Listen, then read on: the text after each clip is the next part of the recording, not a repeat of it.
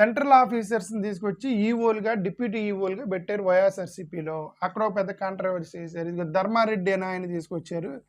ఇది ఈయన central government ఎంప్లాయీని తీసుకొచ్చి టీటీడీలో పెట్టేదేంటి, అది కూడా ఒక రెడ్డి అని వాళ్ళ కులపోటని తీసుకొచ్చి పెట్టాడు జగన్మోహన్ రెడ్డి అని గొడవ చేశారు. ఇప్పుడు ఇదే పని మళ్ళీ జై జగన్ అన్నారు. ఇక్కడ జగన్ చేసింది వీళ్ళు చేశారు.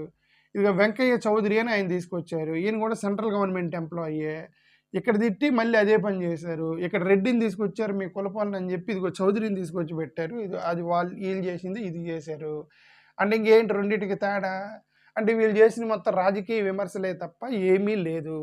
అంత చెత్తే తప్ప పరమైనటువంటి విమర్శలు ఏమి లేవని అర్థం. ఓకే, పద్మావతి నిలయంని కలెక్టరేట్ ఆఫీస్కి ఇచ్చారు.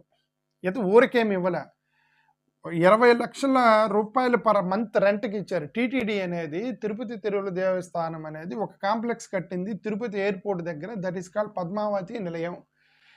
ఈ పద్మావతి నిలయాన్ని కలెక్టరేట్ ఆఫీస్కి రెంట్కి ఇచ్చారు టీటీడీ వాళ్ళు. నెలకి 21 లక్షల రూపాయలు డబ్బులు రెంట్కి.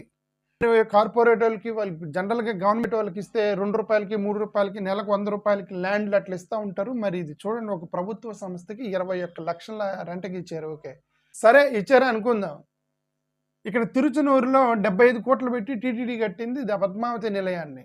భానుప్రకాష్ రెడ్డి అనే ఒక వ్యక్తి నాడు బీజేపీ అతను హైకోర్టులో వేసి కొట్లాడాడు. అతను ఏమని, మీరు టీటీడీ బిల్డింగ్ని మీరు కలెక్టరేట్ ఆఫీస్కి ఎలా ఇస్తారు, ఇది మా టెంపుల్ని అవమానించడం అని ఏదో అతను తిప్పలా అనబడి ఆయన హైకోర్టులో ఏడి కొట్లాడి. ఆశ్చర్యం ఏంటంటే, హాస్యాస్పదం ఏంటంటే, ఇప్పుడు అదే భానుప్రకాష్ రెడ్డి అనే వ్యక్తి ఇప్పుడు టీటీడీ బోర్డులో ఉన్నాడు. ఇతను is the member of the TTD board now. ఇప్పుడు బిఆర్ నాయుడు గారు, చంద్రబాబు నాయుడు గారు నియమించినటువంటి టీటీడీ బోర్డులో ఈ భానుప్రకాష్ రెడ్డి గారు ఉన్నారు. ఇప్పుడు కూడా కలెక్టరేట్ ఆఫీస్కే పద్మావతి నిలయం ఇచ్చారు. మరి ఆయన కోర్టులో కొట్లాడిన ఆయన జగన్మోహన్ రెడ్డి గారి మీద కొట్లాడిన ఆయన ఇప్పుడు మరి ఆయన ఎందుకు నోరు మూసుకున్నాడో ఎవరికి తెలియదు. ఓకే, అంటే ఇది కూడా ఒక డ్రామానే. జగన్మోహన్ రెడ్డి కలెక్టరేట్ ఆఫీస్కి ఇచ్చాను, కోర్టులకు వెళ్ళటం, ఇదంతా కూడా రాజకీయమే.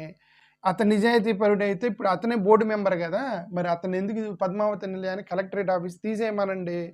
దేవునికి అవమానం జరిగితే అది జరగలేదు. ఓకే.